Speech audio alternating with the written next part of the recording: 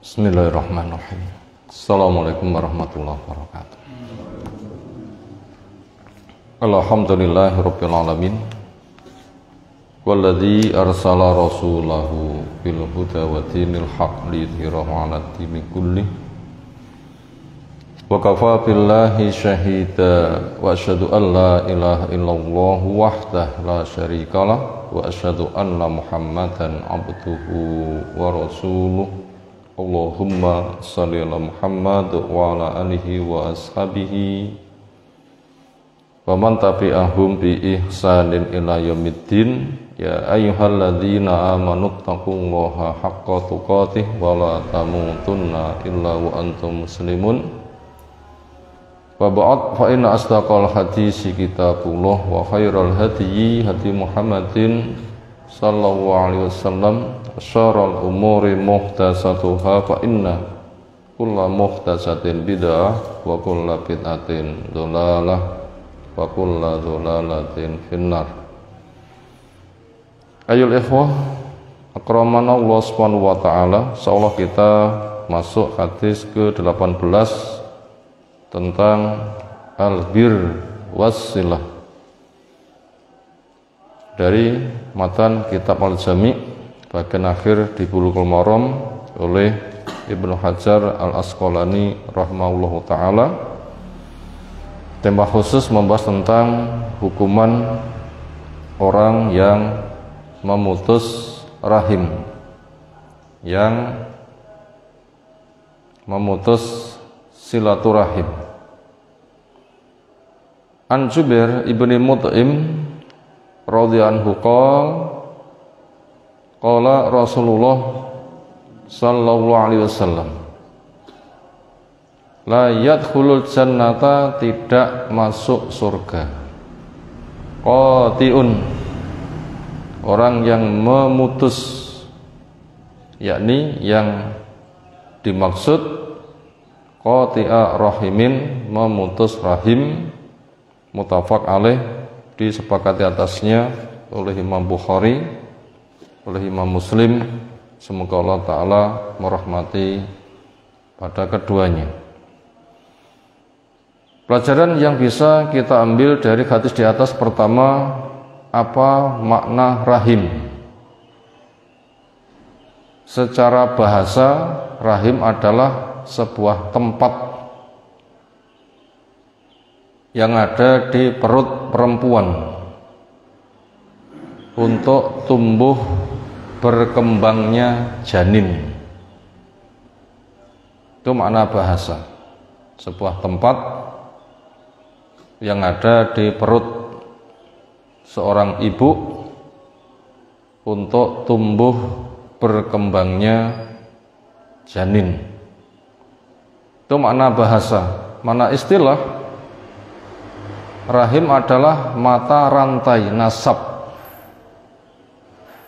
makhluk bergenerasi, mata rantai nasab makhluk yang bergenerasi. Yang dimaksud masuk bergenerasi, ada Nabi Adam, turun anaknya, turun cucunya, turun buyutnya, turun canggahnya, turun warengnya, dan seterusnya. Itu istilah yang dikenal di sekeliling kita.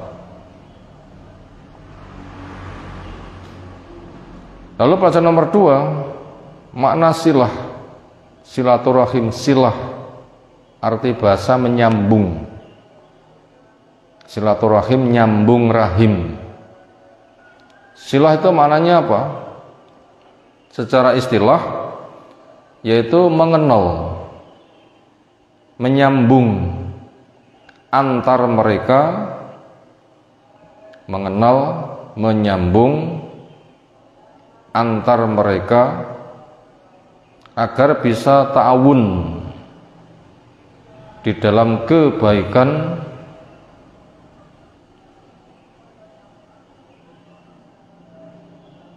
dan bisa berbuat baik.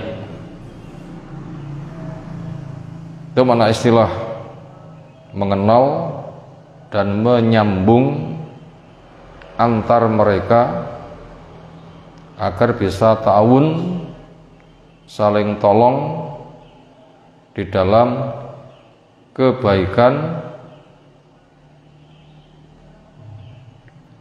dan ketakwaan.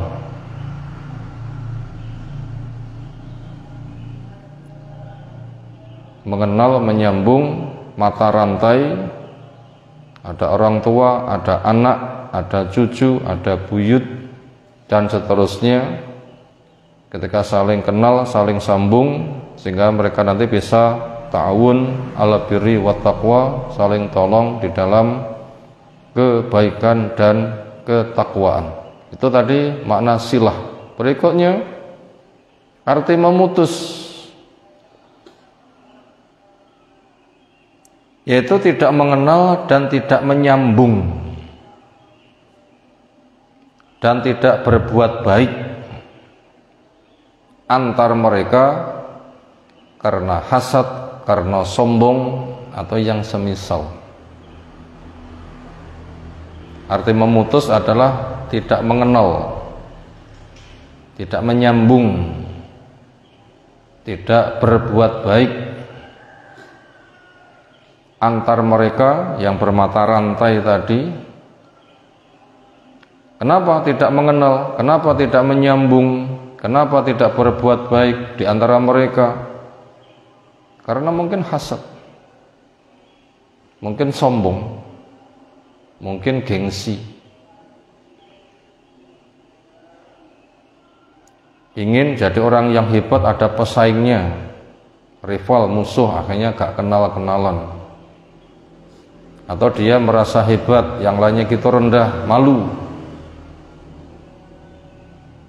Atau karena mereka tidak bisa diajak untuk membanggakan diri, akhirnya dibuang. Bahkan sampai ada seorang anak tidak mengakui nasab orang tuanya, atau hal yang semisal.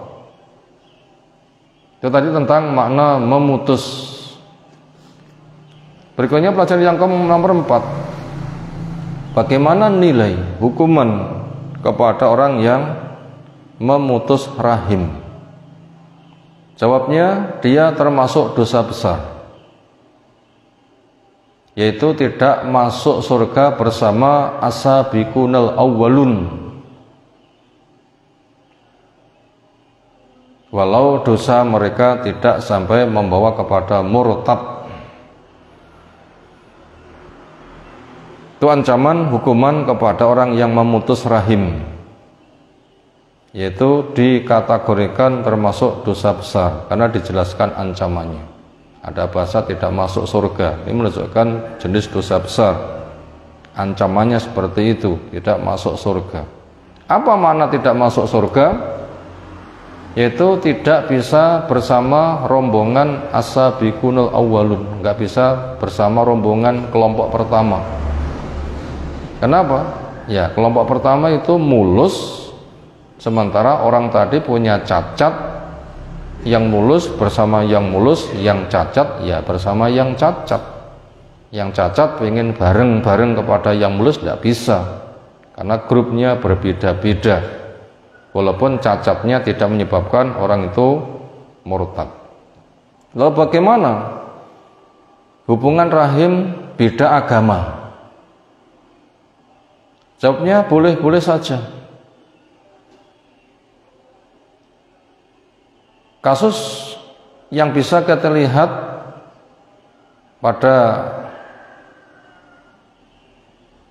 perjanjian Hudaybiyah, damai antara Nabi SAW bersama orang Quraisy, maka ibunya Asma, istri Abu Bakar yang pertama, namanya Qutailah, karena dia tidak Islam akhirnya ditinggal pergi hijrah atau menikah dengan yang lain, akhirnya menikah dengan Ruman, lahir namanya Aisyah. Jadi dengan seorang perempuan namanya Qutailah, Abu Bakar punya anak namanya Asma. Dengan istri yang lain Aisyah, Ruman, maka memiliki anak yang namanya Bu Aisyah radhiyallahu anha. Nah, dikala itu sang ibu kangen kepada anak untuk menjumpai, maka Asma tanya pada Nabi SAW, apakah saya bisa nyambung kepada ibuku yang masih musyrik? Maka jawabnya, sambunglah, nggak mengapa. Demikian juga bila kita baca pada surah Mumtahanah, la yanhaakumullahu 'anil ladzina lam yuqatilukum fid-din wa lam yukhrijukum min diyarikum an tabarruhum wa tuqsitu ilaihim innallaha yuhibbul muqsitin. Allah tidak melarang kamu untuk berhubungan, berinteraksi, serawung, bersosial, bergaul dengan orang yang mereka tidak memerangi urusan agama kamu dan juga tidak mengusir kamu dari kampung halamanmu, untuk kamu berbuat baik dengan adil. Memang Allah itu suka kepada yang adil. Keberadaan orang tua yang tidak boleh untuk diikuti, mau tidak mau itu harus putus apabila mereka memerintahkan kepada yang maksiat. Ya Allah menyebutkan, wa in jahadaka ala an tusyrika bi ma laysa bi ilmun fala tuti'huma wa sahibhuma fid dunya ma'rufa. Jika keduanya memaksa kamu untuk melakukan kesyirikan yang Allah jelas tidak mengizinkan, kamu jangan taati di dalam kesyirikannya. Tapi sisanya keduniaannya, perkara yang mubah, tetap saja kamu temani orang tuamu dengan baik.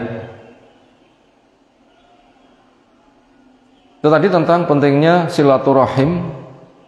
Sampai beda agama pun juga sudah ada aturannya. Karena besarnya fadilah, makanya termasuk berpahala besar cara mendekatkan diri kepada Allah untuk mendapatkan fadilah, yaitu adanya silaturahim, dan ada ancaman besar kepada mereka yang memutuskannya. Demikian beberapa pelajaran yang telah kita sampaikan. Soal hadis yang lain kita kaji menyusul. Subhanakallahumma bihamdika asyhadu an la ilaha illa anta astaghfiruka wa atubu ilaik. Assalamualaikum warahmatullahi wabarakatuh.